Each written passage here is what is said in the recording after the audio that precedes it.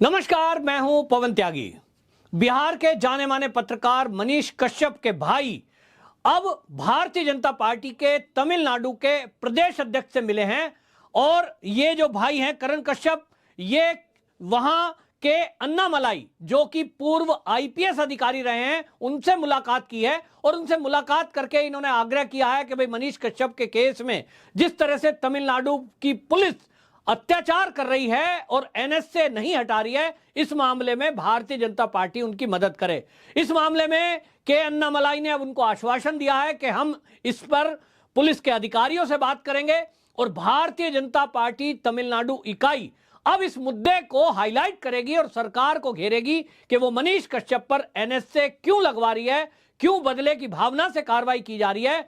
अगर वो बिहार या तमिलनाडु सरकार के किसी अत्याचार पर आवाज उठा रहा था तो उसकी आवाज को क्यों दबाया जा रहा है। तो अब जब इस मामले में तमिलनाडु के प्रदेश अध्यक्ष से मनीष कश्यप के भाई की मुलाकात हुई है और आश्वासन मिला है, तो अब यह माना जा रहा है कि मनीष कश्यप अब जब सुनवाई होगी 10 जुलाई को तो वो जेल से बाहर आएगा, यह विश्वास जताया जा रहा है। बिहार का लाल मनीष कश्यप, तमिलनाडु सरकार और बिहार की सरकार दोनों ने मिलकर के उसके ऊपर जो अत्याचार किए, जो एनएसए लगाया, इस बात को लेकर के बिहार समेत भारतीय जनता पार्टी के कई नेताओं ने आक्रोश प्रकट किया। बिहार के युवा इस बात को लेकर आक्रोशित हैं कि बिहार की जो भ्रष्ट सरकार है, उसके भ्रष्टाचार को उजागर करने वाला एक पत्रकार यदि सच्ची रिपोर्टिंग करता है तो उसके खिलाफ बिहार में किस तरह की कार्रवाई की जा रही है। इसी को बोलते हैं तानाशाही। ये तानाशाही तेजस्वी यादव के इशारे पर हुई, ये कहना है भारतीय जनता पार्टी के नेताओं का। अब इस मामले में जब हम देख रहे हैं कि तमिलनाडु में जिस तरह से एनएसए लगाया गया, जेल के अंदर रखा जा रहा है, अब बेतिया कोर्ट में तारीख लगी थी और उसमें 27 जून को फिर उसके बाद लाना था जुलाई में, लेकिन अब 10 जुलाई को ये तारीख लगी है पटना में और बेतिया में। उम्मीद जताई जा रही है कि इस बार जब ये तारीख लगेगी तो जो वकील हैं मनीष कश्यप के, वो अपनी दलील रखेंगे कि भाई वहां ना भाषा समझ में आ रही है, ना भोजन समझ में आ रहा है, और ऐसे में अगर आपको एनएसए नहीं हटाना है तो कम से कम जेल जो है वो बिहार में उनको रखा जाए और उसके जो केस हैं अलग अलग जगह में, 2 राज्यों में एक ही केस में, उस सबको क्लिप कर दिया जाए। ये कहना है मनीष कश्यप के वकील का। अब इस मामले में मनीष कश्यप के जो भाई हैं, ये करण कश्यप, ये तमिलनाडु के भारतीय जनता पार्टी के लीडर से मिले हैं। और वहां आपको बता दें जो मनीष कश्यप के भाई हैं करण कश्यप, ये के अन्नामलाई जो कि तमिलनाडु के भाजपा के अध्यक्ष हैं, उनसे मिले हैं। और ये के अन्नामलाई आपको बता दूं केवल एक भारतीय जनता पार्टी के नेता नहीं, ये पूर्व आईपीएस अधिकारी रहे हैं। इनका बहुत दबदबा तमिलनाडु में है और कानून की अच्छी जानकारी है। इन्होंने मनीष कश्यप के भाई को यह आश्वासन दिया है कि हम इस मुद्दे को अपने स्तर पर उठाएंगे और मैं पुलिस के अधिकारियों से भी बात करूंगा कि इसमें बदले की भावना से इस तरह की कार्रवाई की जा रही है। जबकि मनीष कश्यप ने इस सारी न्यूज को जो बनाया था, जिस अखबार को ये बेस पर बनाया था, उस अखबार के जो संपादक हैं उनको तो कोर्ट ने जमानत दे दी और अग्रिम जमानत दे दी। तो एक ही मामले में कोर्ट का नजरिया 2 लोगों के साथ अलग अलग क्यों, इस बात पर भी सुप्रीम कोर्ट में जब तारीख लगेगी तो जिरह की जाएगी। इस बात में जब बेतिया कोर्ट में केस आएगा तो जो मनीष कश्यप के वकील हैं वो इस पर अब बेस बनाएंगे। और आपको बता दूं, एक ही केस में जब एक जैसा केस होता है और 2 अलग अलग अपराधी हों, किसी एक को अगर बेल मिल जाती है तो वो एक बेस बन जाता है कानून में। तो अब मुझे पूरी उम्मीद है कि जो अभियान हमने और बिहार के युवाओं ने उठाया कि मनीष कश्यप को जेल के बाहर लाना है, यह अभियान अब सफल होता दिख रहा है। और 10 जुलाई को जब अब पटना में और बेतिया में इसकी सुनवाई होगी तो मनीष कश्यप के जो सिंह साग वकील हैं उनके पास एक दलील होगी कि भाई जब दैनिक भास्कर अखबार जिसने शुरू में खबर चलाई थी उसको अग्रिम जमानत मिल गई तो मनीष कश्यप को अब जमानत क्यों नहीं। दूसरा, एनएसए को लेकर जो बात की जा रही है, ये पहले दिन से कहा जा रहा है कि एनएसए गलत लगाई गई है और ये केवल और केवल तेजस्वी यादव के इशारे पर किया गया है। तो तेजस्वी यादव के कहने पर ही यह किया गया है, क्योंकि मनीष कश्यप अगर जेल के बाहर होता तो आप सोचिए, जिस तरह से पुल गिरने की घटना हुई है, आपने देखा कि मेन स्ट्रीम में कहीं ये खबर ज्यादा चली है। बिहार की इस खबर पर किसी मीडिया ने कोई चर्चा नहीं करी। अगर यही घटना भाजपा शासित राज्य में कहीं हो जाती, कितनी बड़ी घटना है कि एक पुल बन रहा है और वो दूसरी बार गिरता है, और उस गिरने में वहां के सीएम खुद कह रहे हैं कि भाई मुझे तो पता था कि इसमें लापरवाही हुई है। तो लापरवाही हुई है, पता था, और उसके बावजूद भी बनता रहा। यानी जनता की गाड़ी कमाई इस तरह से लूट खसूट में बर्बाद की जाएगी, ये इस पर कोई चर्चा नहीं कर रहा है। इसके दो कारण हैं।